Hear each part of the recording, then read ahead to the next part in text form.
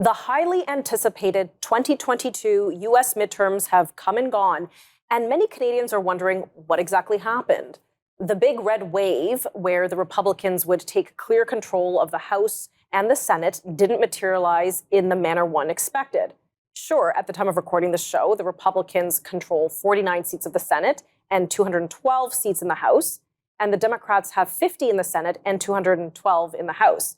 It is expected that Republicans will be in control of the House when the final numbers are in, but they clearly failed to take control of the Senate.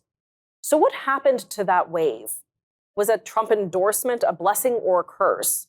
How did the governing Democrats outperform within a climate of high inflation, high spending, and a president with questionable cognitive ability? How do the midterm results impact the Republican presidential race, which will get underway next year sometime? What will the balance of power mean for America and, by extension, Canada going forward? Well, joining me now to help unpack it all is Shannon Felton Spence, head of global communication of the Belfer Center at Harvard, and Pedro Gonzalez, a writer and editor at Chronicles Magazine of American Culture.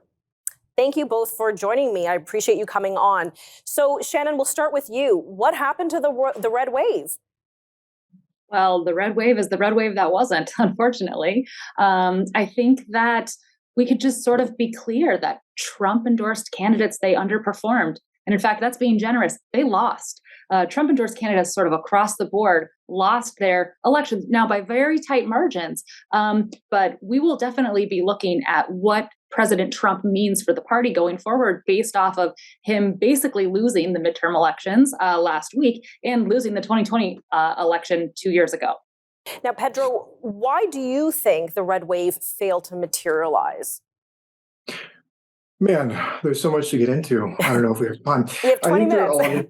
I think there are a lot of different factors. And I think that going into midterms, I was probably one of the only people on my side of things that was expecting things to maybe not go that well.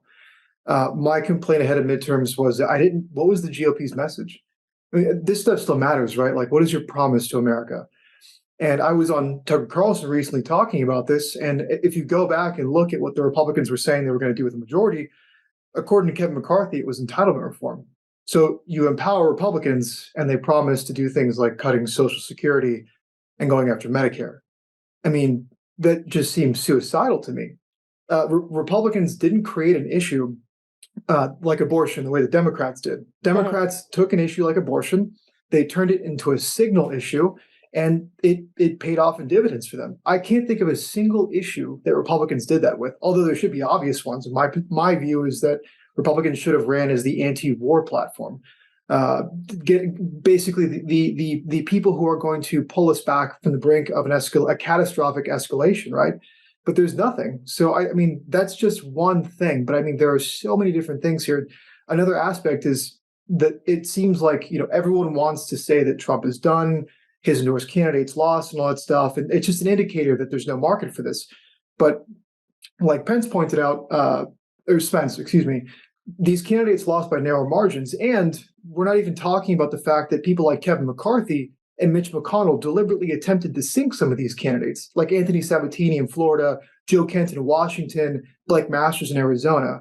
I mean, there's so much going on here, and all of that is even more problematized by the fact that Trump has endorsed Kevin McCarthy, who undermined Trump-endorsed candidates. It's a whole bag of snakes that needs to be, I guess, unwound.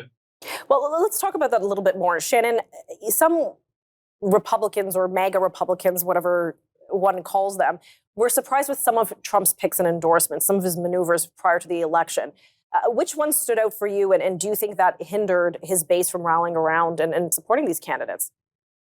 Listen, there was a poor candidate choice problem across the board on both sides of the aisle. Truly, there was.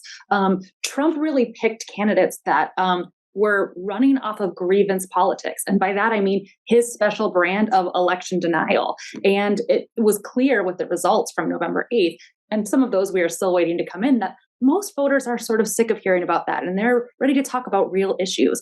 Ron DeSantis won huge in Florida. He won by 20 points.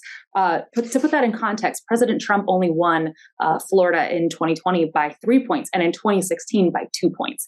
So that was a huge win for Ron DeSantis. And he did it by being very disciplined in his campaign and talking about issues and ideas and sort of all of this change that the country and the world has seen in the fallout of COVID. Okay, I'm going to pause you there. We're going to pick this up in just a moment.